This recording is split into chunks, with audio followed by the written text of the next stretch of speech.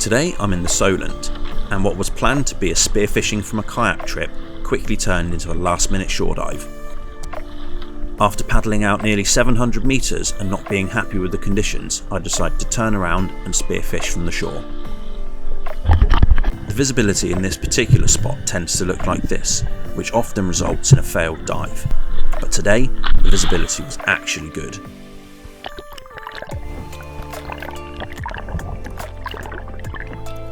The ground in this particular spot consists of mostly sand with a couple of rocky outposts near the shore.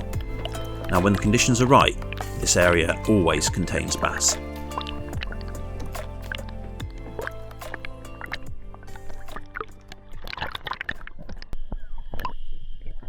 Because the currents are so strong in this area, it's actually pretty uncommon to have conditions like this, so it was a really promising start.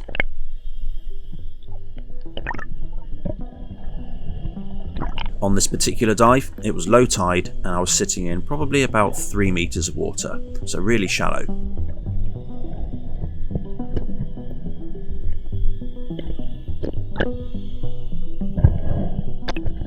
When hunting in shallows like this, it's really important to try and slow your movement down. Try to keep your finning to a minimum and try to keep your head from moving around and avoid jerky movements, as this will likely spook fish.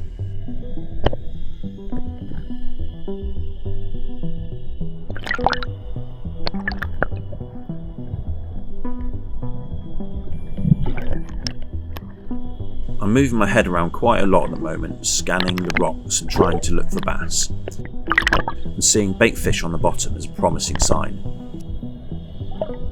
Trying to stay alert at all costs because opportunities in viz like this come and go very quickly. And this is a prime example of that, as I spot this bass at the very last minute.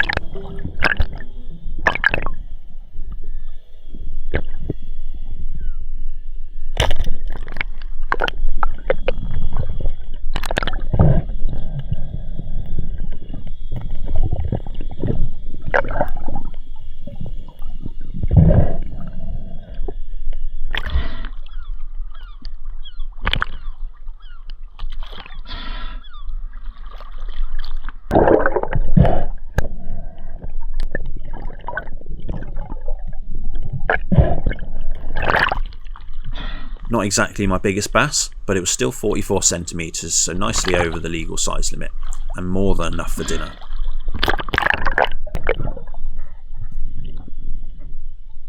If you don't have a float or a stringer with you, a really useful way to hold a fish would be to thread your shooting line through the gills, and when you re-rig your gun, the fish will be held securely on your shooting line. Once my gun was reloaded, I knew I still had a bit more time to search for a second bass, which is exactly what I did. So I got back to searching the rocky reef once more, paying particular attention to the border between the sand and the rocks.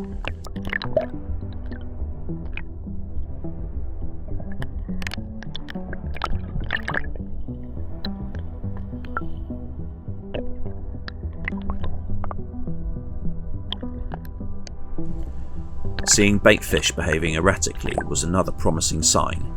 There must have been more predators in this area. I did do some espettos in this area, but in 3 metres of water it was very difficult to stay down, so I had to hold on to the rocks as best as I could, but it was still pretty difficult.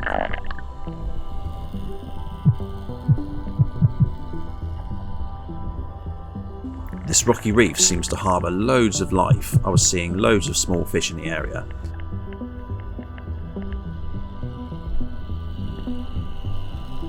It was good to see a couple of small bass just drift past me here as well.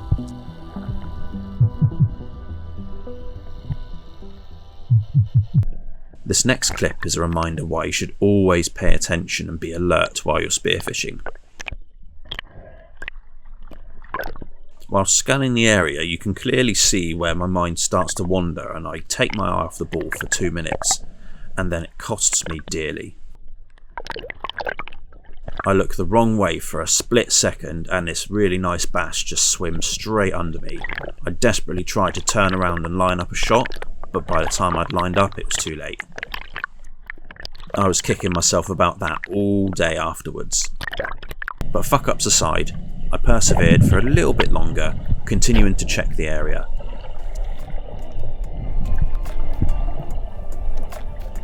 In the short time I'd been in the water, the tide was already starting to turn as the visibility started to drop and the seaweed was starting to be dragged all over the place. I even found this lovely snorkel at the bottom of the floor.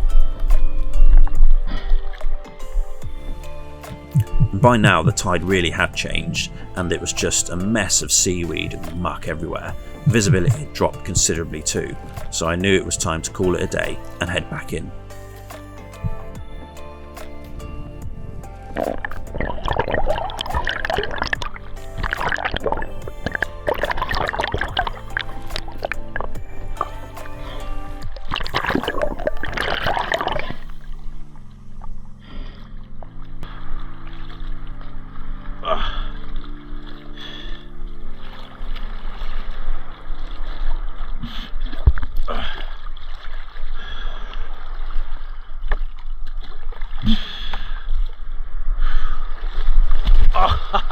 Motherfucker.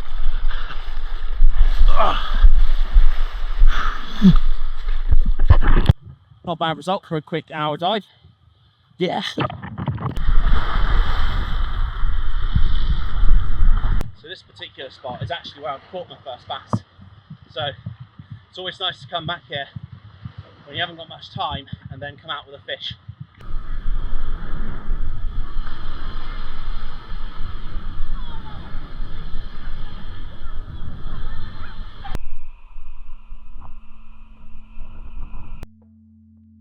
I ended up cooking this sea bass a little differently than I normally do. I cooked a blackened sea bass fillet with a mango salsa.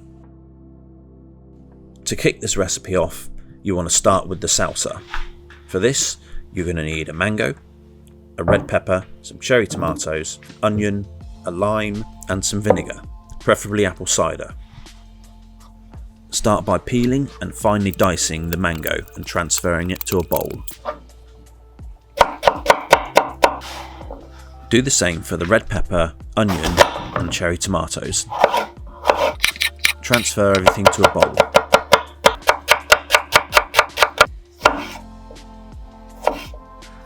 Add the juice of a whole lime to the mixture. Add a splash of vinegar and make sure that you season with a bit of salt and black pepper. And if you fancy it, chuck a bit of parsley in there for good measure. Give it all a good mix up, then once you're happy, leave it to sit until it's ready to be served. Next, you want to make the blackening powder. For this, you're going to need 2 teaspoons of paprika, a teaspoon of onion powder, black pepper, dried thyme, dried oregano, and then half a teaspoon of cumin and cayenne pepper. Give it a good mix up and then that's your blackening powder good to go. Moving on to the fish next. For this one, you're going to want to fillet your fish. The fillets that came off of this 44cm bass were just the right amount for 2 servings.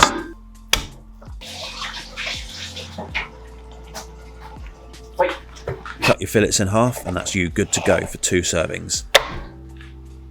And finally, you're going to want to coat your bass fillets in the blackening powder. And we're going to pan fry these bass fillets on a medium-high heat. Add a splash of oil to a pan and once hot enough, place the bass fillets in skin side down.